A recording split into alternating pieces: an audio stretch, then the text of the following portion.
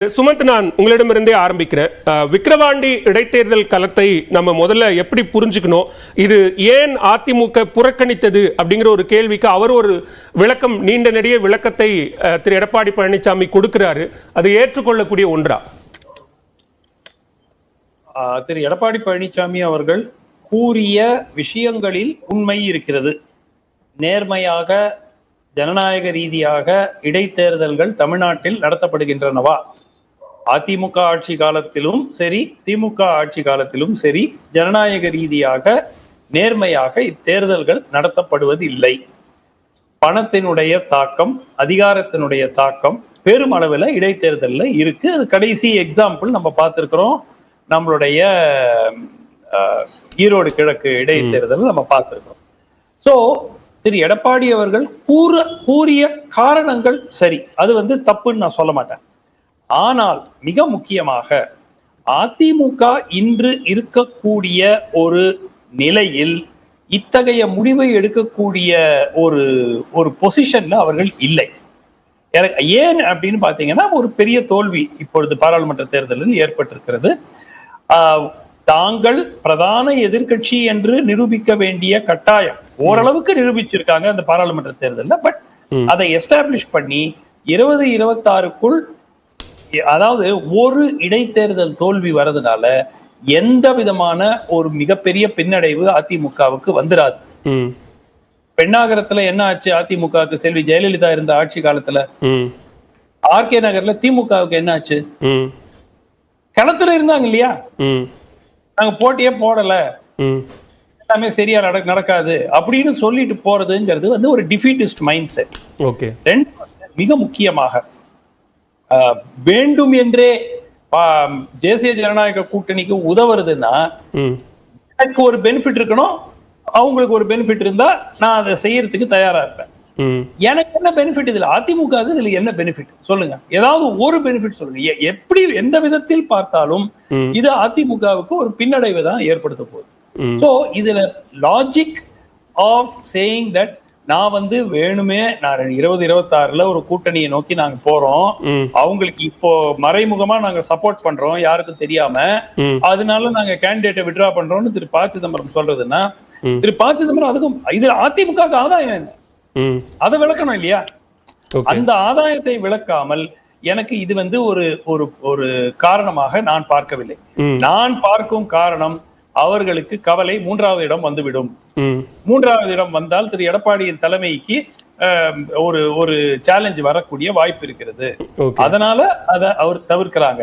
ஆனால் ஒரு விஷயம், சரி, மூன்றாவது இடம் வந்து அவருடைய தலைமைக்கு ஒரு எதிர்ப்பு வரக்கூடியதை விட போட்டியிடாமலே இருப்பதனால் அந்த தலைமைக்கு அதிக அளவுல எதிர்ப்பு வரக்கூடிய வாய்ப்புகள் இருக்கிறது. ஓகே, ரெண்டு கேள்விகள் எழுகிறது திரு சுமன். நீங்க குறிப்பிட்ட மாதிரி தேர்தல் நியாயமாகவும் சுதந்திரமாகவும் நடைபெறாது என்கிற திரு எடப்பாடி பழனிசாமியின் குற்றச்சாட்டை நிராகரிக்க முடியாது அப்படின்னா, அந்த குற்றச்சாட்டுக்கு அவரும் உள்ளாகிறார். அவரும் முதலமைச்சராக இருந்த காலத்துல இடைத்தேர்தல்கள் நடந்திருக்கு, அப்ப அவரும் உள்ளாகிறார் அப்படிங்கிற ஒரு கேள்வி எழுது. இன்னொன்னு, இந்த சட்டமன்ற தேர்தலில் பாமக போட்டியிடுகிறது என்று தெரிந்தே அதிமுக பின்வாங்குவது அப்படிங்கிறது ஆப்வியஸா 26 தேர்தலுக்கான ஒரு கூட்டணியை இப்பத்திலிருந்தே ஒரு வியூகம் வகுக்கிறார் திரு எடப்பாடி பழனிசாமி அப்படின்னு பார்க்க கூடாதா? ஏங்க, உங்க சொந்த கட்சிக்கு பலவீனப்படுத்துற மாதிரி செஞ்சு 2 வருஷம் கழிச்சு இருக்கக்கூடிய ஒரு தேர்தலுக்கு இப்ப ஏங்க கூட்டணி அமைக்கிறதுக்கு முயற்சி செய்யணும்? 2 ஆண்டுகள் இருக்குங்க. இப்போ சரி, ஆகஸ்ட் மாசம் சட்டப்பேரவை தேர்தல்னா நீங்க சொல்றதுல ஒரு லாஜிக் இருக்கலாம். நாங்க இன்னும் பேச்சுவார்த்தை தொடங்கிட்டோம், இன்னும் 2 மாசத்துல தேர்தல் வருதுன்னா ஓகே. எங்கேயோ இருக்குதுங்க, 2 வருஷத்துக்கு இருக்குங்க. நாளைக்கு எந்தெந்த கூட்டணி எப்படி இருக்குங்கிறது எப்படி நம்ம உத்தரவாதம் கொடுக்க முடியும்? இப்போ பாஜக பலவீனமாக இருக்குமா, இல்ல ஒரு வலுவான கட்சியாக இருக்குமா 2026ல? அதுக்குள்ள மோடி அரசினுடைய செயல்பாடுகள் எப்படி இருக்கும்? திமுகவோட காங்கிரஸ் செல்வ பெருந்தகை சில ஸ்டேட்மெண்ட் எல்லாம் விடுறாரு, அதனால அத கூட்டணி அதே மாதிரிதான் இருக்குமா? எதுவுமே தெரியாம நம்ம இதை காரணம் காட்டி அவர்களுக்கு ஆதரவு கொடுக்கணும்னா அது ஒரு ஏற்றுக்கொள்ளக்கூடிய ஒரு வாதமே இல்ல, அதுல லாஜிக்கே கிடையாது. Okay.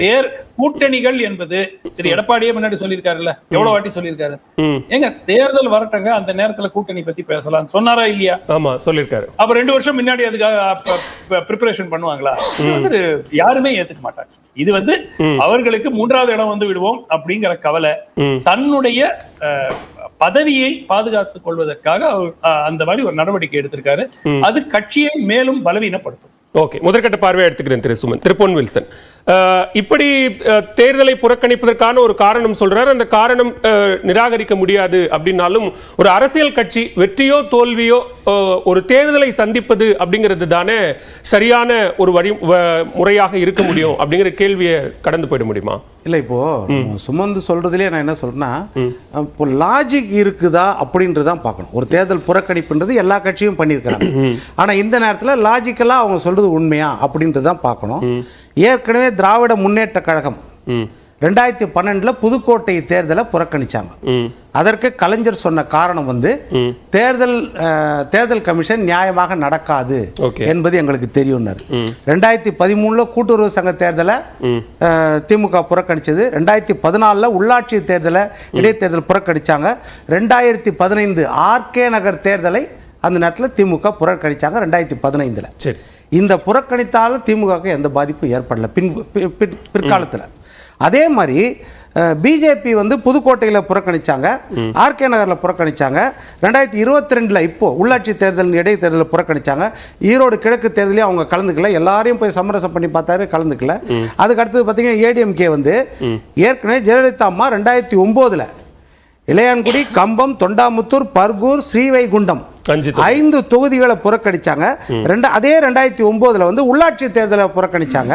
புறக்கணிச்சு 2011 இடைத்தேர்தலை புறக்கணிச்சுட்டு ஆட்சிக்கு வந்தாங்க மறுபடியும். அதனால இது கடந்த காலங்கள் நடந்திருக்குது. இன்றைக்கு என்ன சொல்றேன்னா, இப்ப யதார்த்தத்தை பார்க்கணும். கடந்த இப்ப பாராளுமன்ற தேர்தல் முடிஞ்சது, இப்பதான் 15 நாளைக்கு முன்னாடி.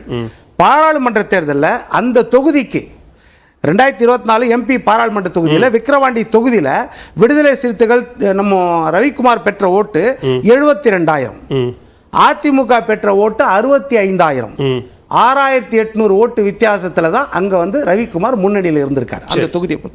பாட்டாளி மக்கள் கட்சி பெற்று சரி பாதி தான், 65,000 அதிமுக, பாட்டாளி மக்கள் கட்சி 32,000 தான். இப்போ நாம் தமிழர் 8,000 சில்லறை. இதுல நல்லா தெரியும் 2வது இடத்துல கிட்டத்தட்ட ஃபர்ஸ்ட் அண்ட் செகண்ட் கிட்டத்தட்ட சேம் கிட்ட வந்து 6,000 ஓட்டு தான் வித்தியாசம்.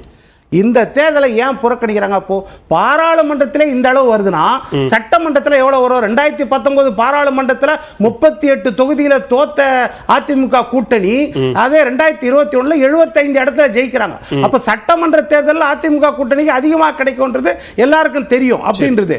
ஆனா இந்த தேர்தலை அப்ப ஏன் புறக்கணிக்கிறாங்க அப்படின்னா, இது இடைத்தேர்தல். ஈரோடு கிழக்கு நம்மளுக்கு முன்னுதாரணமா இருக்கிறது. தேர்தல் கமிஷன் வாயை மூடி, காதை பொத்தி, கண்களை மூடி செவிடாக இருக்கிறது அப்படின்றது நம்மளுக்கு நல்லா தெரிஞ்சது. அதனால மறுபடியும் அங்கே நம்ம பரீட்சை பார்த்தால் இப்ப சுமந்த் 3வது இடம் சொன்னாரு, இல்ல 4வது 5வது இடத்துக்கு கூட தள்ளுவாங்க. நான் ஒரே ஒரு சந்தேகம், பின்னாடி கூட அதிமுக தள்ளுவாங்க.